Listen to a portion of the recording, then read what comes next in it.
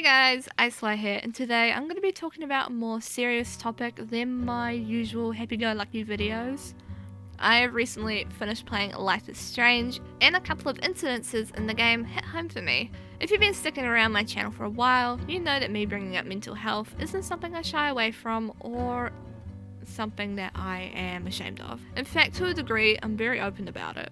So how does Life is Strange tackle the big things like bullying and mental health? As always, I'll be looking at this from my own perspective and comparing it to my own experiences, so strap on in, kids.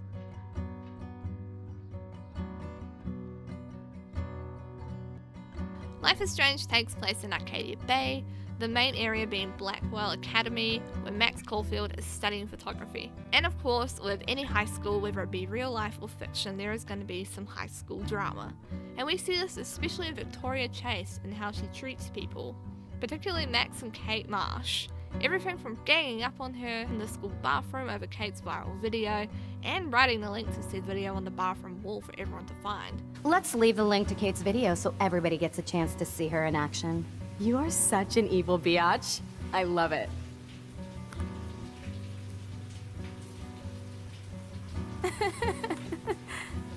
As Max, you have the option to erase the link, and this has an impact on Kate. Is that the link to Kate's video?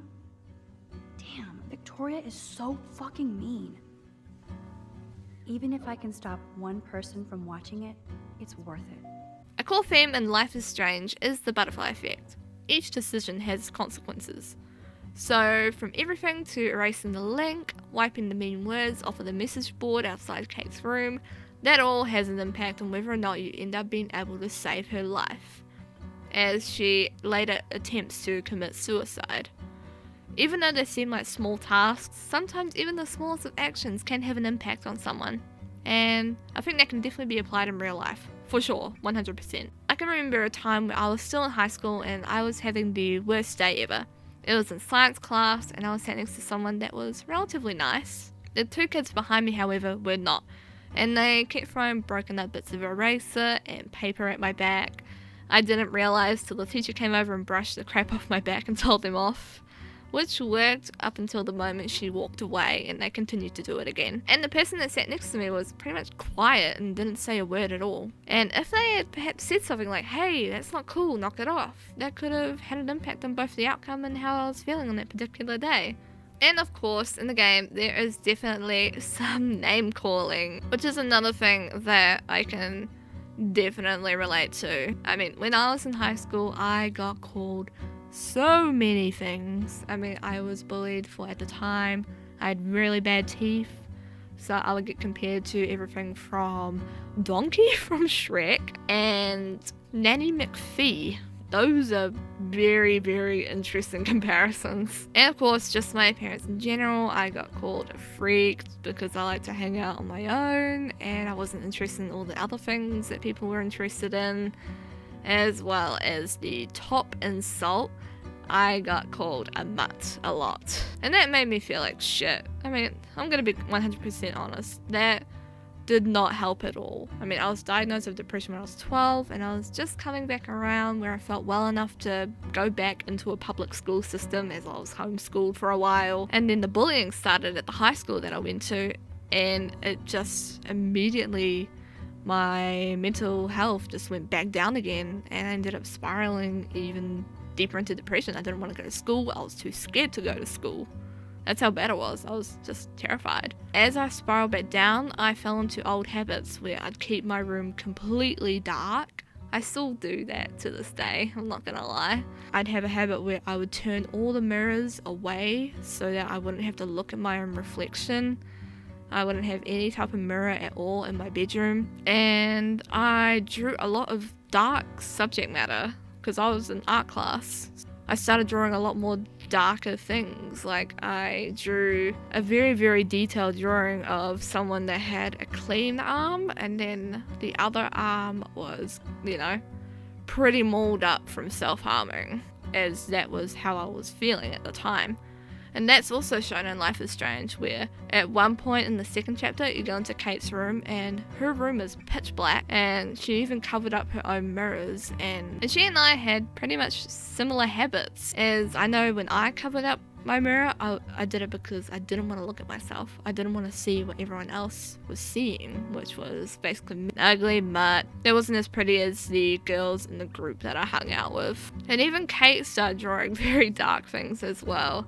I remember when I was playing and you come across some of the dark drawings that she'd done, and it kind of hit me that I also did that as well. So I was like, holy shit. I mean, obviously not everyone does art, but somehow me and Kate had that in common, and that kind of struck a chord with me. Another incident in the game is where you're hanging out at Chloe's house for the first time. You've just met up with her again, and then she tells you to go down to the garage and find a screwdriver so you can fix your camera, and you can have a look around in the upstairs bathroom before you do that. And when you're rummaging around in the stuff, you come across a prescription of antidepressants. I wonder if Chloe is taking those pills. I hope she's okay. And obviously, that could, mean anything to anyone, but for me, it actually blew me out of the water because it was the exact type that I was on. Now, I used to be on antidepressants a lot, specifically the same type that you find in Chloe's bathroom, fluoxetine. I'm no longer taking it. I made the very, very stupid decision of going completely cold turkey while I was in high school, which was a very bad idea and it's very dangerous, so do not do it. Do not do it at all. But when I did it, it was a horrible time. I was sick. It felt like my head was just banging all the time. I was having weird hallucinations. It was just not fun at all. But when I came across these pills in the game, it kind of it was like a slap in the face. Like, holy shit, I was on the exact same thing. I wonder if Chloe is taking these. I wonder if Joyce is taking these. Who is taking these pills? But anyway, back to the subject of bullying, and specifically Kate Marsh. Now obviously, as you will see in the thumbnail, she is the main focus of this particular video that I'm going to be, zoning in on. The one core thing in actually making sure that Kate ends up, being okay is honestly just being a good friend to her. You as the player have the choice of, being kind, standing up for Kate. Everything from the previously mentioned erasing the links, wiping the mean words off of her board, everything like that, to actually, being kind and offering, your support to her.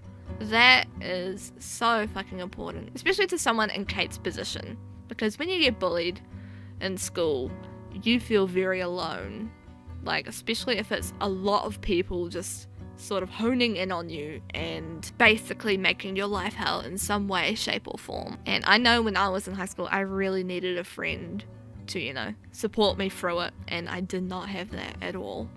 So being able to be Kate's friend, because I see a lot of myself in Kate, save for the Christianity. I mean, I used to be Christian, but that's a topic for another time. But seeing Kate, who reminds me a lot of myself, and being able to help her out and be there for her, that was, in a way, it was comforting, because I know I needed that. And to be able to provide that for someone else, even if it is just in a video game, it really does have an impact. Now, I did actually script some of this as I was writing out, how I wanted to approach this, but a lot of it right now is just sort of coming from the heart, so I do apologize if I am a little bit repetitive in any way. Honestly, there's no easy way to make a video discussing this particular topic. There really isn't. When I talk about things like this, I want to be 100% genuine, and I don't like to be too scripted.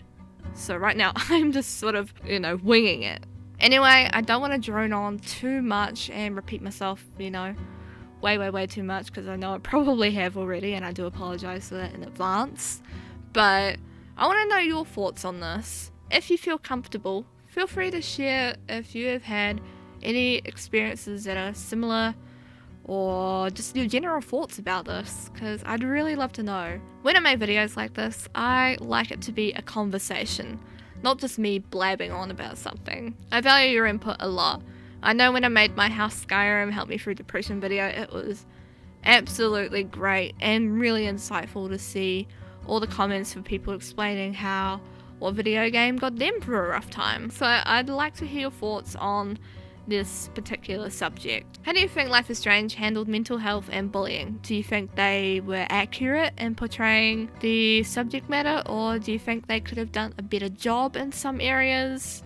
As always, let me know your thoughts down in the comments below. One final note that I do want to really drive home is that if you have a friend who is depressed or is going through a rough time at school, don't hold back. Just even if you're I don't know, afraid of being really cheesy, or if you don't want to be seen as I don't know, a big sap or whatever, just ignore all those fucking feelings and just be there for them, because it is not fun feeling alone when you're going through a tough time. If you are feeling down, or if you're going through a tough time, don't be afraid to reach out to someone that you're close to and just sort of sit them down and explain hey, this is what I'm going through and I kind of need someone. Because I didn't do that. I kind of grew up in a very sort of get a grip household, whereas if something bad happened, you sort of brush it off and it's